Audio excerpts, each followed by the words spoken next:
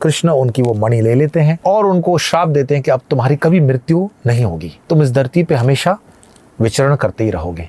तो करीब करीब 2 से 2.5 फीट के फुटप्रिंट को हमने देखा। वो मनुष्य की फुटप्रिंट थी, लेकिन 2.5 फुट का वो पंजा था। कई मेरे स्टूडेंट्स जो हैं, जो इंजीनियरिंग करते हैं, मेडिकल करते हैं, या उनके पेरेंट्स भी हैं, वो अक्सर पूछते हैं कि स्वामी जी वैकेशन में बच्चे को क्या करना चाहिए, कोई क्रैश कोर्स करना हो या कोई छोटा मोटा। और मैं हमेशा कहता हूँ कि अगर छोटा सा भी वैकेशन मिलता है तो एक उठाओ झोला और निकल पड़ो। पैसे के डिपेंड के ऊपर तुम डिपेंडेंसी मत रखो। और सबसे अगर इस देश को जानना हो तो कॉमन मैन की तरह जाओ, घूमो, इस देश को जानोगे, इस देश को पहचानोगे तो बहुत कुछ अपना नॉलेज बढ़ाओगे। और उसमें सबसे बड़ी अद्भुत यात्रा है नर्मदा जी की यात्रा। जैसे कुछ लोग हैं नर्मदा जी की यात्रा में अपना अनुभव शेयर करते हैं, ऐसे अद्भुत अनुभव होते हैं। और नर्मदा जी की यात्रा में आपका अनुभव न हो, ये हो ही नहीं सकता। नर्मदा जी की यात्रा चाहे 1 दिन की हो, 2 दिन की हो, 3 दिन की हो, आप अगर खुले हुए हो, if you are ready to receive the signals, I am telling you, आपका एक्सपीरियंस होगा और होगा। तो ये जो यात्रा होती है नर्मदा जी की यात्रा, इसमें सबसे बड़ी बात है कि आपको फर्स्ट हैंड पे ही सारे यात्रा करने वालों के एक्सपीरियंस मिलेंगे कि हमने माँ नर्मदा जी का दर्शन किया या अश्वत्थामा जी का दर्शन कर लिया। अश्वत्थामा चिरंजीवी है, 7 चिरंजीवी हैं, सप्त चिरंजीवी, उनमें से एक अश्वत्थामा है। अश्वत्थामा कौन? गुरु द्रोण के बेटे महाभारत के समय, जिन्होंने अर्जुन के 5 बेटों की हत्या की थी। एक ब्राह्मण होने के नाते उनको ये हत्या नहीं करनी चाहिए थी। तो कृष्ण उनको एज अ पनिशमेंट, कृष्ण उनकी वो मणि ले लेते हैं और उनको श्राप देते हैं कि अब तुम्हारी कभी मृत्यु नहीं होगी, तुम इस धरती पे हमेशा विचरण करते ही रहोगे और अपनी मुक्ति के लिए याचना करते रहोगे। तो जो नर्मदा का क्षेत्र है उसमें बाय डिफॉल्ट आपको अश्वत्थामा का अनुभव होता है। उन दोनों एक मैगजीन भारती जी की निकलती थी, उसमें मैंने ये लेख पढ़ा हुआ था कि कोई डॉक्टर जम्मू कश्मीर के अंदर अपने क्लिनिक पे बैठ करके अपने कलीग के साथ या फ्रेंड के साथ गप लड़ा रहा था कि यार कौन सा भी बड़े से बड़ा तुम जख्म ला दो, मैं यूं ठीक कर लेता हूँ, मेरे पास इतनी हाथ की सफाई है, इतनी मेडिसिन है। बिल्कुल फास्ट फॉरवर्ड करते हुए बता रहा हूँ कि वो कहते हैं अपना अनुभव, फिर उन्होंने रिपोर्टर को शेयर किया कि मेरे सामने करीबन 6.5 फुट के ऊपर का एक इंसान आया और उसने अपना मस्तिष्क मुझे दिखाया और कहा कि देखो इस गांव को तुम ठीक कर सकते हो क्या। डॉक्टर कहते हैं कि मैंने उस गांव को देखा, वो बदबूदार था। उस गांव को देखने के बाद मैंने उसे कहा भी कि ये तो बहुत पुराना लग रहा है। बोले हाँ बहुत पुराना है, तुम ठीक कर सकते हो क्या। तो उन्होंने कहा कि मैं इसमें प्रयास कर सकता हूँ, बट ये कुछ अनएक्सप्लेन्ड मतलब गाँव है।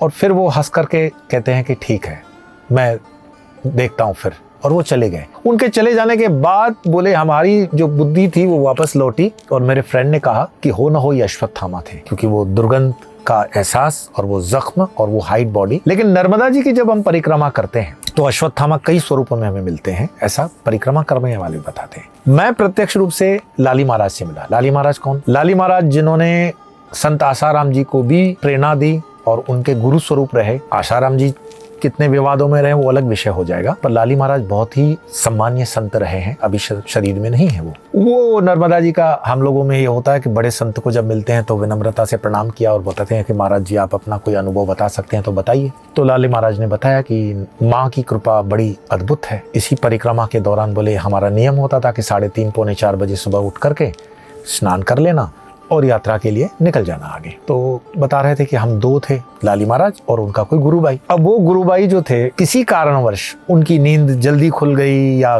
क्या गड़बड़ हो गई, वो नदी किनारे जब जाते हैं तो कहते हैं कि जैसे ही मैंने नदी के जल की तरफ अपना पाँव बढ़ाया तो किसी ने मुझे जोर से उछाल दिया और उछल करके मैं गिरा, रेत पे ही गिरा, लेकिन बिल्कुल जिसको कहते हैं ना बैंड बज जाना, पूरी तरह से टेंशन में आ गए और दौड़ करके वापस कुटिया में आ गए। लाली महाराज तो सो रहे थे। आधे घंटे के बाद मुर्गे की बांग आती है कुकड़ू को। तब उन्हें लगता है कि मैं करीब 3 बजे लगता है नीचे चला गया, और कुकड़ू को होने के बाद उन्होंने लाली महाराज को जगाया कि महाराज सुबह हो गई चलिए। और फिर उन्होंने बताया कि कल मेरे से गलती हो गई है, मैं आधे पौने घंटे शायद जल्दी चला गया। उन जमाने में वॉच वगैरह नहीं रही होगी और साधु संतों के पास तो ये सुविधाएं वैसे भी नहीं होती है। तो महाराज जी ने पूछा कि क्या हुआ।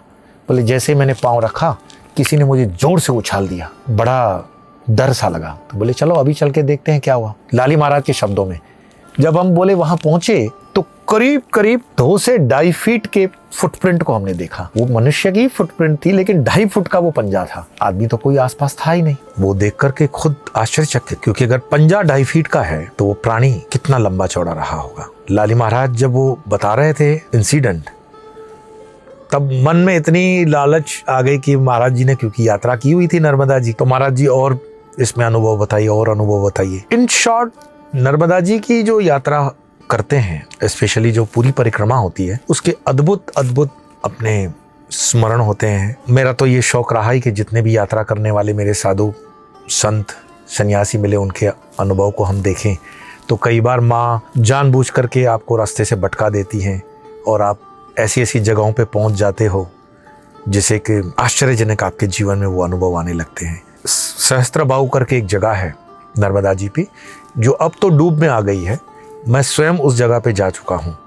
वहाँ पे शिवलिंग के निर्माण होते थे, कुदरती तौर पर शिवलिंग बनते थे, और उस जगह पे जाके मैंने देखा, मैं उस परिवार से मिला जिसको वरदान था कि वही शिवलिंग देके आएंगे। अभी भी वो वहाँ रहते ही होंगे मुझे लगता है। वहाँ एक करीब करीब 7-8 साल का लड़का ऊपर से एकदम छलांग लगा करके नर्मदा जी में जाता, और आप सिक्का उछालोगे वो सिक्का ले आएगा। इस तरह के वीडियो कुछ यूट्यूब पे अभी भी मुझे देखने को मिलते हैं। मुझे बिल्कुल याद है, मैंने उस बच्चे से कहा कि तुम 1 रुपए के लिए इतनी छलांग मार के जाते हो, अभी पानी है, लेकिन गर्मी के सीजन में जब पानी नहीं रहेगा तो क्या करोगे? तो उन्होंने कहा कि जब पानी नहीं रहेगा तो थोड़ा आगे जाकर छलांग लगाएंगे। मैंने उससे फिर पूछा कि वो जो पहाड़ी नुमा चीज है नदी के बीच में, क्या उसके पास तुम गए हो कभी? उसने कहा बिल्कुल मैं गया हूँ। मैंने कहा अच्छा, तो फिर बताओ वहाँ क्या है? अब उसकी मासूमियत और उसकी वो बोलापन की जो स्टाइल में उसने मुझे बात बताई। उसने कहा वहाँ पर माँ रहती है। मैंने कहा कौन माँ रहती है? उसने कहा वहाँ नर्मदा माँ रहती है। मैंने कहा तुमने देखा? बोले हाँ देखा। क्या स्वरूप है बताओ? उसने माँ का स्वरूप बताया, कन्या स्वरूप में, लाल साड़ी पहने हुए। अब एक 6-7 साल के बच्चे के मुख को देख करके पता पड़ता है कि ये झूठ बोल रहा है या सच बोल रहा है। उसके किसी भी भाव में मुझे 1% भी नहीं लगा कि वो झूठ बोल रहा है। उसको कहीं पर इस बात का